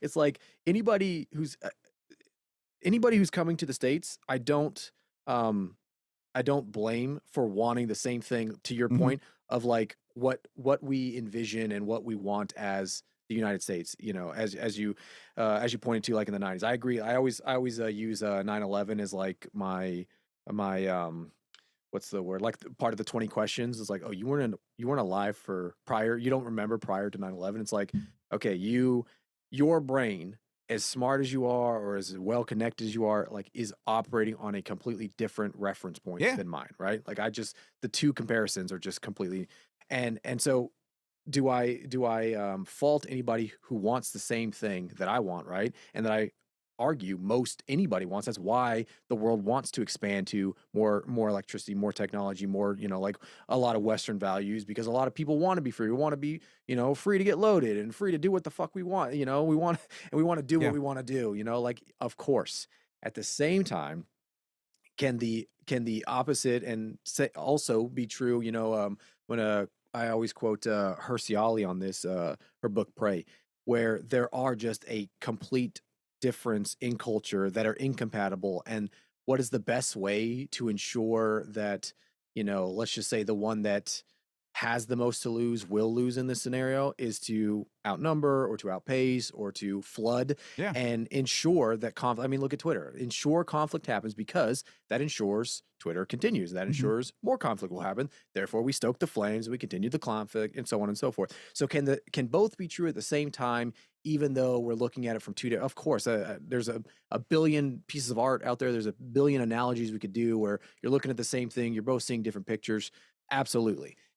I think more than anything, I think it comes down to the complexity of the situation, to like take it down to, I say fundamentals, but like chaos theory, right? To take it down to the fundamentals of like those small variables having huge impacts.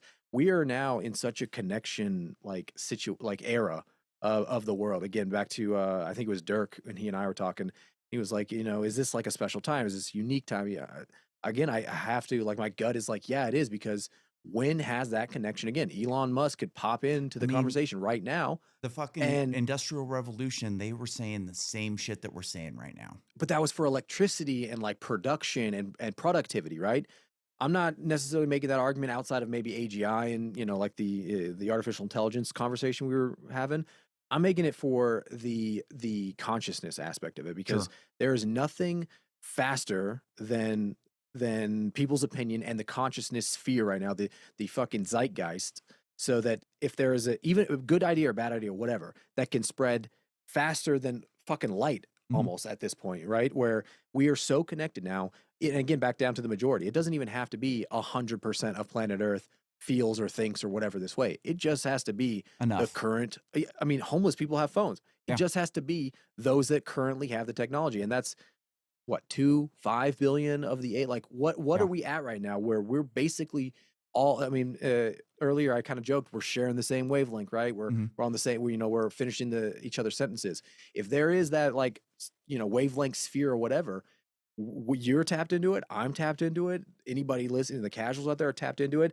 Hell, even the Africans you were describing I guarantee if they have a fucking phone, Oh, they do. one way or another, they're tapped into it Yeah. They to got it some free from the degree. government when they got here. There and so if we're all tapped into this, there is something unique about, again, good idea, bad idea, that can spread it can spread at the speed and affect the change, good or bad or otherwise, at this speed that is unique and Yeah. is in an unprecedented time. And yeah, everything looks different, but it's at such a speed. I don't know if you've seen the like exponential growth of technology and culture as it goes alongside of it, compared to, let's say, like you're talking about, let's say, industrial revolution and then the 50s and then post 90s. The the span, because rest his soul, grandfather, he was born in 1912. All right. And when I talked to him in early 2000s, like 2000, and when did he die? 2000, I think he died in 2010. So 10 time frame. So when I was talking to him in '05, he's talking about how he saw the automobile, Yeah. and then he saw the atomic bomb, and then the space race, and now we're here. And he was like, the difference in culture and technology that we've experienced from, let's just say, 95 to 2025 is all of that and then some pre-industrial revolution. All right, that's the Enlightenment Yeah. period, that's the Industrial Revolution, that's the entire World War One, World War Two, all of it, all wrapped into this last, let's just say, even 10 years, from Yeah. '05 now to 25, right? So the impact that both social media and technology and phones and people's opinions, people's biases that are echo chambers that are reinforced. Like, what does that absolutely breed Yeah. other than exactly what we're seeing here? Yeah. Exactly what we're seeing, and intentionally so for Yeah. this reason. I don't see, and that's back to the AGI conclusions. Like, let's just skip to the end here, guys. Why would we bother Yeah. letting Dude, these monkeys my try to great figure this out? grandparents, they were born in the 1920s. They died in the early 2000s. My great grandfather was fucking poor his entire life. He grew up with no electricity and they hunted on horseback. And when he died, they had satellite TV and microwaves. God damn. Think about that. I mean, I say think about that as though we haven't experienced that, because like if you and I sat down for a second, it's like, what was it like when I was, 5? What was it like when I was Yeah. 10, 15, so on and so forth. Everybody has that like incremental, changes they can point back to. And again, just if you live 100 fucking years, yeah, you're gonna see a lot of it. It's just unfathomable to me, the like what degree the kids today, again, post 9/11, kids, Yeah. unfathomable to me what they're going to just wake up with or born with, whether it's like VR, whether Yeah. it's Oh, dude, actual I Matrix to was gonna plug bring in. this up. It's digital drugs. Like porn is a digital drug. And like Absolutely. right now, your phone is a digital drug. Twitter is a digital drug. You're going on, you're getting confirmation bias on things that you agree with. You're getting angry at things that you don't like. This is a drug that is altering your mind in order to get a reaction out of you. And like what happens when you get a Neuralink dropped into your fucking skull that Exactly. can like adjust your serotonin levels on demand, that can give you adrenaline, that can give you, the feeling of an opioid, like where you can go on your phone and just slide a dial and change your entire view on reality. Like we are not far off from something like that. It's again, it's and if that's what you and I can imagine in the course of this It's so conversation. much further. It was like that. Exactly. It's like Ben Rich said for Lockheed Martin. Like if you can imagine it, we've already studied it and either confirmed it or moved on to something different. God damn it, dude. But back to the is there hope? Is there not? I mean, I feel like we need a required reading that's gonna pull us out of this. Yeah, I know. Fuck me, dude. I Fuck me. yeah. I said casual is gonna be one of those dark ones. A lot of shit's been going on, and you know what? That's the space we're in. And fuck it if we're not always honest about it. Yeah, no, for sure, man. We are in a very dangerous time right now for the average American, for the average global citizen. Like this is fucking dangerous, you know. Yeah. Like if you're a citizen of America, your purchasing power has fallen off a cliff. Your ability to buy a house has fallen off a cliff. Your ability to start a family has fallen off a cliff. Like you are looking at a dystopia where you are living in your parents' house until you are fucking dead. And I mean, Yeah. things are going to change when the boomers start dying off. I think that like we're not far off from a major correction in real estate right now. There's something like 500 or 600,000 more houses on the market than buyers that are capable of buying them. So like hopefully as these boomers start to die, we're going to like make it easier for someone to buy a house, but I'm not convinced that's going to be the case. Like when like a Gen X or a Gen, or a millennial or a Gen Z inherits a house, they're not going to be able to hold on to it to get the $100,000 more that the boomers are looking for. They're going to have to dump it. So like hopefully like as we have this generational shift, like something starts to change, but like I am not convinced in any way that like we're there yet. And like No. I've been thinking a lot about the 2028 election in the last like week or so. Oh yeah. And like, I think that we are just primed, absolutely primed for a President Gavin Newsom in 2028. And like, God, I hope not. I was listening to Roger Stone on Infowars the other day. I wanted to watch Infowars after Trump ripped Alex That's always a Jones good and time. like see what he had to say about it. And like Roger Stone says that he thinks Tulsi is going to be the first woman president. And I started thinking like what would be the vehicle for that to actually become a reality? And he said, like, maybe not 28, but sometime in the future. And so I'm thinking, okay, like maybe she runs with Vance. And then I start thinking, like, what would have to happen for Vance to win? And I've been saying for a while now that I think that Marco Rubio is going to be Trump's guy. I think that Mm. he's going to give Rubio the nod, and I don't think he's going to give it to Vance. based on just like when you watch them interact all together, he's always looking to Rubio. And I think that with the Adelsons, and all the money, like I think that it's basically primed for Trump to endorse Marco Rubio as the nominee. But you run into a problem where like you've got all these like true America First people, anti-Israel, that are just not going to go along with Marco Rubio in any way. It's not going to happen. You've got the Trump dick riders who are going to fall behind anybody that Trump says to, basically. Like if Sure. if he says Rubio's the guy, he's going to continue my mission, they're just going to blindly follow him no matter what. So what has to happen in order for Vance to compete with that? Well, he's got to basically split from Donald Trump. He's got to say, "Hey, look, I was never like for this Iran war. Privately, I was against it. I was advising him not to do it, and that's why I went and took the lead in the negotiations to end this war." But Hmm. he's not going to get the dick riders if Trump doesn't endorse him. So you've got this scenario where neither one of them is going to get the full weight of the Republican Party. So does that open it up for somebody like a Thomas Massey? I would hope so. But like again, there's been so many smear campaigns against Thomas Massey, and he has so many enemies in DC that like I don't think it's possible for him to win the election either. So now we've got this, like, let's say hypothetically, you've got a 3-horse race between Rubio, Vance, and Massey. None of them are going to get the full support of the Republican Party unless it like whittles down to one candidate. And like let's say for the sake of argument, it whittles down to Vance is going to be the guy. Maybe Trump decides, okay, I'll throw in, and but if he's smearing Trump, which he kind of has to do in order to get that true America First like energy behind him, I don't think he does that. I think he just sits out, and I think he's got such a big ego that he doesn't really care what comes after him. You know what I mean? Like Yeah. I think he's willing to burn it all down essentially. So now you've got a situation where you've got three potential guys on the Republican side. Neither of them are capable of like of harnessing the entire energy of this America First movement or this Trump movement or MAGA, whatever you want to call it.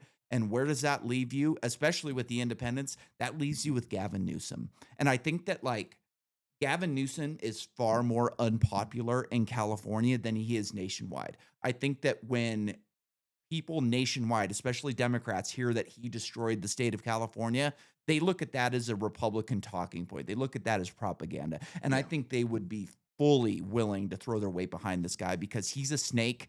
He's very good at like walking the line. Like I think that he'll be able to like go to a rally and say I'm not going to support Israel, but then also go to the Adelsons and all Yeah. of these other people and say like, hey, don't worry, I'm going to say this shit on the campaign trail, but I'm going to fucking back you no matter what I say. So just kind of ignore it and give me the money. And I think that 100%. they'd be absolutely fine with that. So like as as good as Trump's first couple of months went, as soon as Elon left, like it just has gone to shit. And I don't see this coalition holding together to like ensure that a Republican wins in 2028. And like the only saving grace is that like the Democrats are so fucking awful that there's going to be a lot of people out there to just go, I don't care who they're running, like I cannot support this person, but I'm not convinced that it's going to be enough in order for a Republican to win again.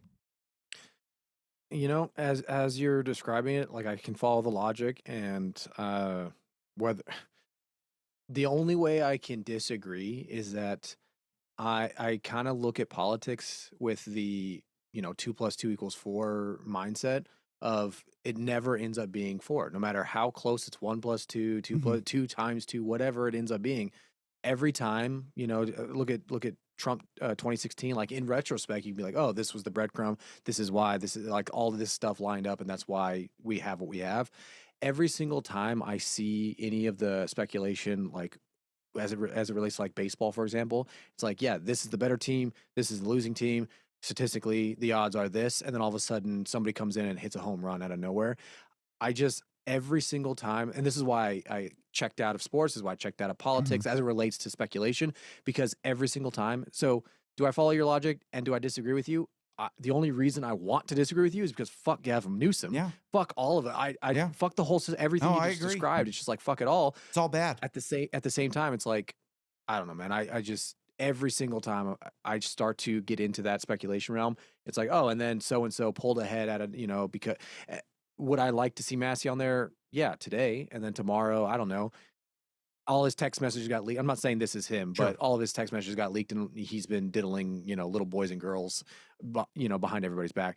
I don't know if you saw Marjorie Taylor Greene's latest interview, where she was talking about how she, the like vitriol that she and the attacks and stuff that she got from Trump, Mhm. prior to being, all Trump, all here for Trump, and then Epstein, controversy came out, and he was like, trying to cover it up, and she was like, "Look, I don't agree with this, X, Y, and Z," and all of a sudden he was like, "Fuck you, I'm shunned," and she was like, "Yeah, I definitely, it was eye opening."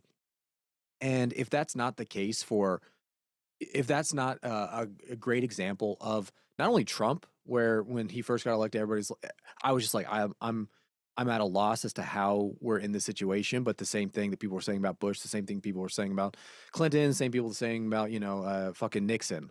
Go back and have the same conversations. I feel like if that isn't Marjorie Taylor Greene's comments is not just a perfect encapsulation of why we're going to have the exact same situation in 28, and then the every election after that, I don't know what is, because that is absolutely the fucking back and forth. Oh, we backed this guy because we supported this, and we Mhm. made the lesser of two evils, and here we are. And then oh well, he turned on us, and then oh he said that you're a bitch, and oh this that the other, and now we're here. And if that is not just the back and forth that we need to I say we need to wake up to, but we're not going to. No. I'm not confident. So, I yeah, think fuck that Gavin like Newsom. I I think don't a disagree. generational shift is going to be a big thing, right? Like I think a lot of the things that we would disagree with in retrospect to like the way the government is acting kind of like depends on the boomers. Kind of depends on the older Gen Xers. Like this war, for instance, would be completely unpopular. Like it is unpopular. It's one of the most unpopular wars in American history. But like if you get rid of the boomers in this situation, everything changes and the entire fucking country is against it, right? And Yeah. like I think a lot of that leverages on like cable news. You've got your Fox News Mm. boomers who are eventually going to die off. And like we kind of discussed this in a previous episode where like why did they do this thing with Iran, and like after talking with you about it I kind of thought about it more and I kind of think it was like hey look, this could be our last chance, right? Yeah. Like the Democratic Party is very very anti-Israel right now. There's a massive portion of the Republican Party that is very anti-Israel right now, and we can kind of jam this through at this point. And if we don't do it now, like when are we going to be able to do it? And I saw I saw that Trump tweeted essentially like Israel is no longer allowed to bomb Lebanon, and within like 20 minutes they were already bombing Lebanon. Imagine that. They're, doing Yeah. whatever they feel like doing. And I feel like they're on a time crunch where they are looking at this situation going, we are fucked in the long run. Like we are Um, not going to be able to jam this shit through in the coming years. We need to do it while we still have the boomers who are locked into Fox and CNN and are just willing to do whatever for Israel. I don't. I hear you say that, and again, I'm great at fucking playing the middle. I can placate both sides every single time, right? Sure. Uh, so everybody loves that about me. It's just I I've just seen this all before, and it's like, yeah, I hear you, and I don't. Again, it's not that I can disagree. It's that there's just something in my gut that's like, yeah, but people can be swayed. I mean, even if Sure. the boomers are gone tomorrow, it's like we got. I can't remember the company that was like, if we do this kind of messaging and we get like I don't know, 50% of all screens looking this way, and then we got the other 50% looking this way, we can move the needle that 2-3% in the Sure. direction we want, and that's good. That's good enough for us, kind of a thing. It's like that little movement of the needle is all we needed to get this push through or that push. It's like I don't know. I've seen. I mean, I don't know, man.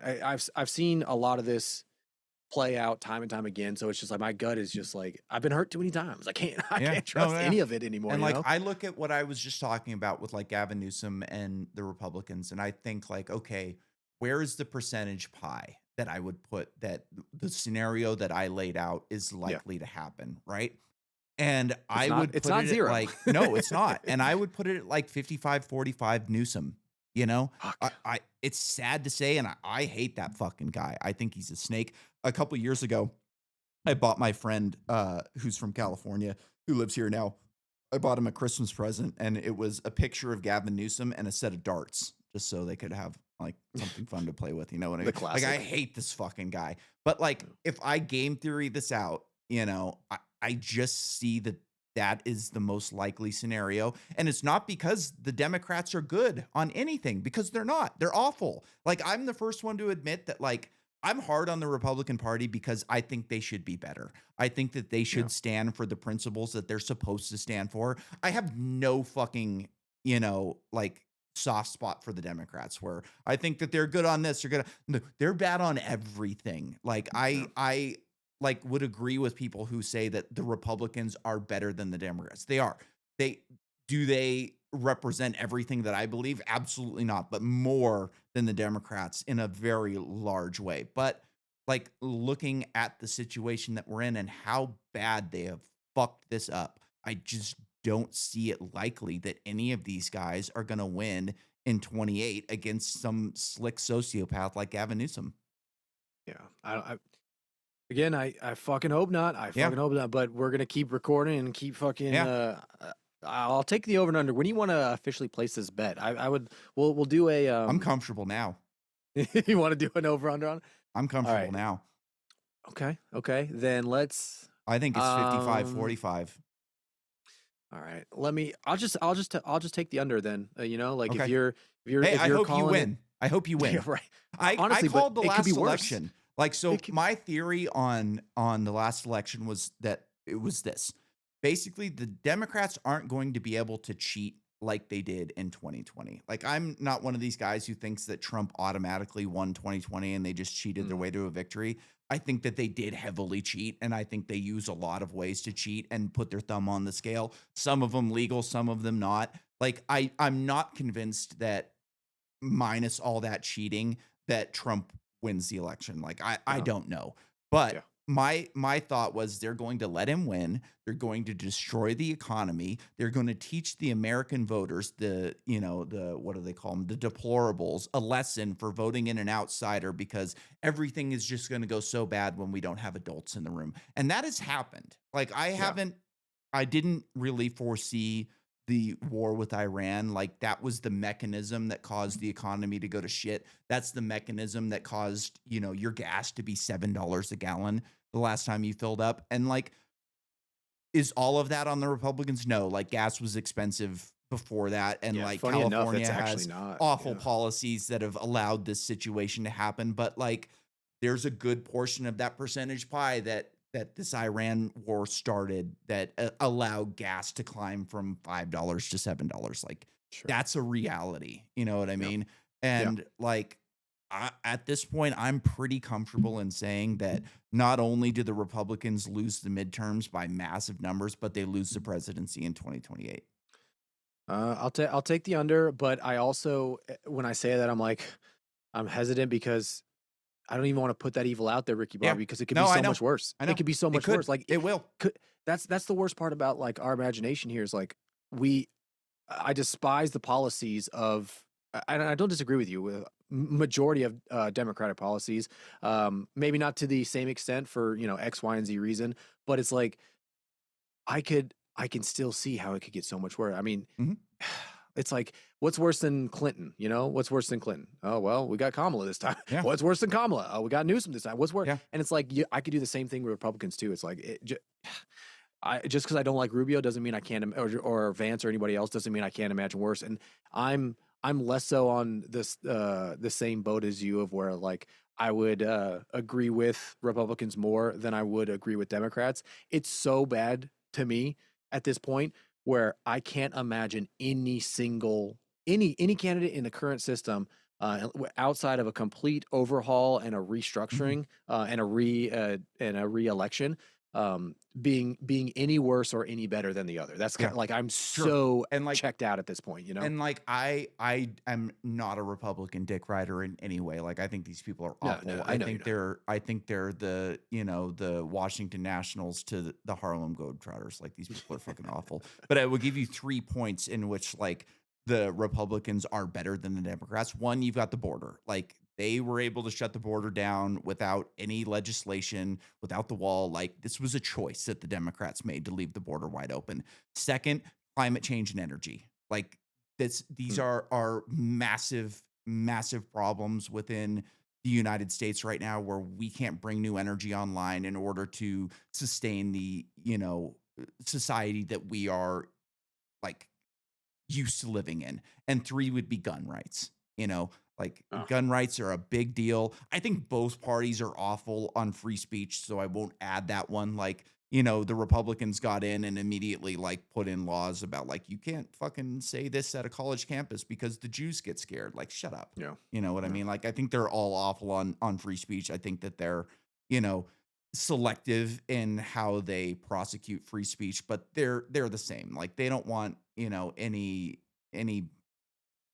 any pushback to the policies that they're on, and they use the levers of power to enforce that in different ways, but I think they're all bad on it. yeah, Dune, there was a great quote in Dune, which is like, when I am weaker than you, I ask for freedom because that is according to my principles. When I am stronger than you, I take your freedom because that is according to my principles. And I think that mm, like encapsulates both parties to a T. Like yeah, when they're in power, they're going to do whatever they have to do to ram through the things that they want to. With the Republicans, it's a warfare state. With Democrats, it's a welfare state. And they're going to leverage free speech and power to do that at all means necessary. And I think like climate change is a big one for the Democrats too. Like they are going to use climate change to deindustrialize the world if they are not like put in check.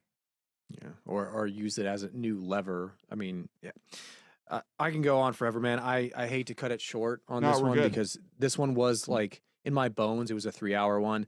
Delays. It really was, and I'm ready to keep going. But the delays for work and everything with Uncle Sam Sure. today put us behind, and I gotta call it, and I gotta give everybody their required reading this week. Sure. And then I'll trade it off to you for the casual out there. But this week I was have you do you remember growing up, let's bring back a little hope here into the conversation. But do you remember, they were pretty big in, let's say, the '80s, but I had a whole set of them, growing up in the '90s. Those, childcraft books, where it was like No. encyclopedias, where it was like one of them, they were all like different colors. They were, like some of them half an inch thick, some of them like an inch thick at the most. And one was like on history, and one was on math, and one was on science. And it was just like, it was called Childcraft. Hmm. If you go on Amazon right now, you can buy the full set, the full like white cover and pages with like the little red or the little blue or the little whatever for like $700. So they're kind of like a collector's item at this point, right?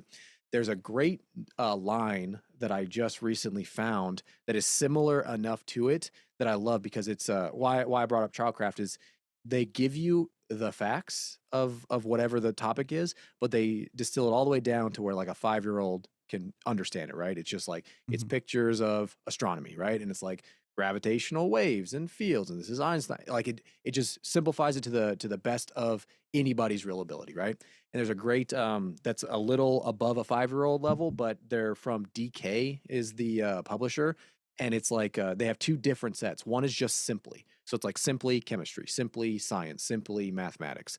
The other one is whatever, fill in the blank book. So I got all of the military and World War One, two, Vietnam, all of those histories, right? So it's simplified, complex topics simplified, right? Mhm. And so the book is the military. I think it's just the military book, and so it goes through a bunch of history.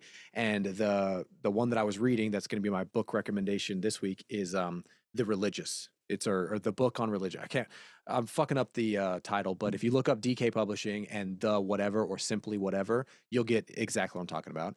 and it was all on religion. And I was going through it as like where religion stemmed from, like ancient pre-written history beliefs, goes all the way into modern religion and everything in between. It breaks into certain chapters where it's like Western religions. It's got how like Hinduism and Buddhism and where they all, when they branched and broke, when Islam and when Christianity got into the mix, and how each one derives and has derivative things from previous, all the way down to like when it was established, who it was established, the regions of the world.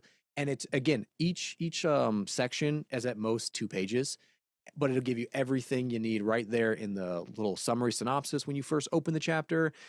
All of the key figures as it relates to just throughout Christianity. Why I wanted as a recommendation is I was going through Islam because I have the Quran, I have the Bible, I have the Torah, the Talmud, I have the Bhagavad Gita. Like, I have a very cursory understanding, and I always have these books as reference in case, whatever, curiosity or Yeah. conversation, right? And I like to hear it from the horse's mouth. And so why I love this is I was like, I have a cursory knowledge, a summary of the Quran. I remember, like, I know when this latest Quran that I have as a publication, when it was published. I know when it was written, when it was finalized, 1970, 1980, so on and so forth. And I was like, I wanted like almost like a revamp of like anything that I'm missing, or let me get an update, right? And I'm going through this, and it jogged every memory, and it also filled in a couple of these gaps. And then I was like, you know what? Let me pull open the Quran here, and I'm just gonna like look side by side. And it was, again, it was a perfect encapsulation, a beautiful like summarization of all of the key points that you can take from. Same thing with the Bhagavad Gita, where I was like, I remember it had to do with like this prince, and it had something to do with like this afterlife like dilemma between like killing and not. But it was so long ago that I read it and summarized it and everything, had to do essays on it. I was like, let me refresh it within 2 pages. Like, fuck, it all came back to me. Yeah. I now have this solidification of like Krishna, and the difference between karma and all this stuff. So fantastic. And it's one of those tabletop reads. You can just pick it up, you can read 2-3 pages, whatever. Now all of a sudden you just encapsulated the entire history and the entire, lineage of whatever religion you want. So religion one specifically, I cannot recommend enough. And I'm gonna open up the World War One book, again, 250 pages. I'm gonna open that one up next once I'm done, flipping through this one. I can't recommend it enough that it's just light reading that absolutely gets 100% of what you need across to you. So I can't Excellent. recommend it enough. Excellent. I've got 2 books this week. All I right. I had a I I got my had a pen ready. sci-fi book on deck, but I decided, since based on our conversation, I decided that I'll save that one for the next one that we do. So, first book, um, Economics in One Lesson by Henry Hazlitt, which is he's a great Austrian economics professor. I don't know if he's a professor, but he's an economist. Either way, it's just really good.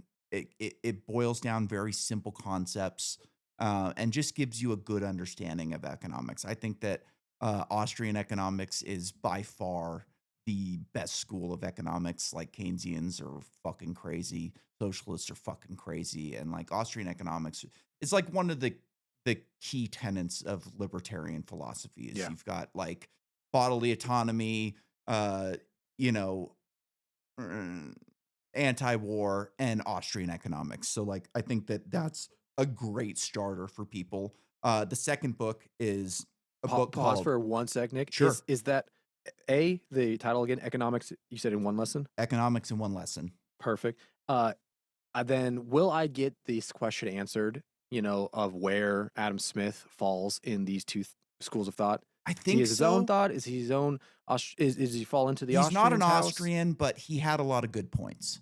Fuck yeah. I'll I say bring it that. out almost as a, not a sarcastic, but like, as a, as a question Yeah. that I halfway know the answer to, but I want to know, Yeah. am I going to get that simplified I fucking, think answer? so. It's been a long time since I've read the book.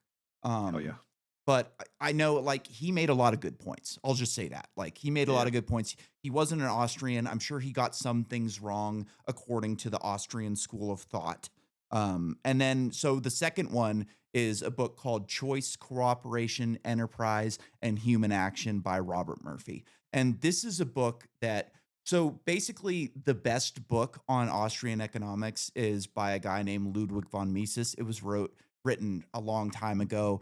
The guy was German, English was his second language. It's a very difficult read. It's like a Yeah. full-on treaty on economics. It's like 900 pages. It's a really tough read. It's really dry, it's really boring. And Robert Murphy wrote a book that boils down the ideas of human action into a readable format. It's like 200 and something pages, something like that. It's a much easier read, and it basically gets to the point of human action is called praxeology. And praxeology is basically that humans act. You cannot model large groups of people because people do things that you cannot anticipate. They're going to, go in a different direction than you think they should a lot of times. And, sometimes, like I was watching a video the other day, it was on this channel called Veritasium, where I they love that were, channel. yeah, it's a great channel. And they were digging into this machine that creates computer chips. And it's like one of the most important machines in human, you know, civilization today.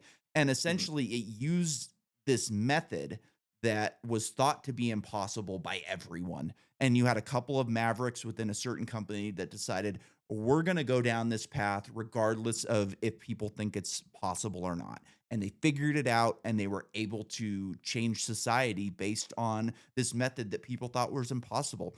There's another great video on Veritasium where it's about blue LED lights. And I was like, I looked at it and it had like millions and millions of views. I'm like, holy shit, like this must be pretty good. Like, I don't really care about LED lights, but I'm going to watch it anyways.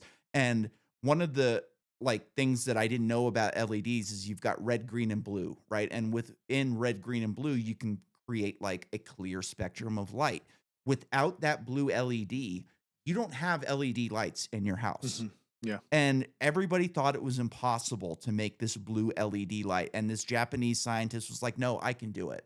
I And a remember that company video. Yeah, yeah, backed yeah. him and he was able to do it. And it changed society as we know it today because like LEDs are in everybody's house today. Like Yeah. it's a more efficient, lower energy source of light that required this guy to figure out one thing all on his own, and that is praxeology in a nutshell, right? Like it's humans act in ways that you may not anticipate and you may not think is the right direction for them to go in, but because we have free will, because we have free thought, we are able to go in a direction that central planners can never account for. And like that's a major portion of like human action is praxeology. And this book boils down this 900-page tree on economics into a very readable and understandable format. Again, it's called Choice, Cooperation, Enterprise, and Human Action. And it's by a guy named Robert Murphy. Really good read. Perfect. Uh, Hell yeah. I'm gonna add that to the tabletop simply because Yeah. and I'm gonna compare it. I have a Simply Economics. Yeah. That's probably 100 pages. Same thing by the DK publisher. I'm gonna put them side by side and And see which there's one's gonna answer my questions simply, you And know? there's a reason that Austrian economics is not viewed by the mainstream as the proper way to view economics because it doesn't work out with like government controlled systems, right? Like government Like free loves trade and Keynesian everything. economics because it tells them that what they're doing is the right way to do it. And Jeez. if you kind of have to look at these things in a lens of like if this is the right way to do it, there's absolutely a reason that the powers that be are going to tell you that it's wrong. I love it. I love it. I can't wait to fucking answer these questions. And again, Yep. I hope that the required readings don't go unheard. Anybody, um, especially from Nick, hasn't read it. I hope they go hurt. They don't go unread now that they have the recommendations out These there. are Because good books. This is I always fundamental fucking to human society, right? Like I our completely agree. economic systems are the basis of everything that we do. And without a proper understanding of economics, like you don't have the right lens to view the world in. Like I remember I was talking to somebody in my Oh family yeah. a while back about economics, and I was like, we were talking about inflation, and I go, wait a minute, hold on. What do you think inflation is? Mm, And they were like, well, it means prices go up. I go, yeah, but why? Why do yeah. prices What? go up? Yeah. Well, I don't know. It's like it's because the money supply is increasing. If you are playing Monopoly and you're the banker and you're getting to the end of the game and everybody's, owning these properties and you're collecting money from this. And all of a sudden you crack open another game and just add that money to the bank. What happens to everything that just happened? It's a moot point because now all of a sudden the supply is so great that everything that you paid for in the previous 4 hours of the game or however long it takes All the rent is you is collected. no longer relevant because now the money supply is doubled.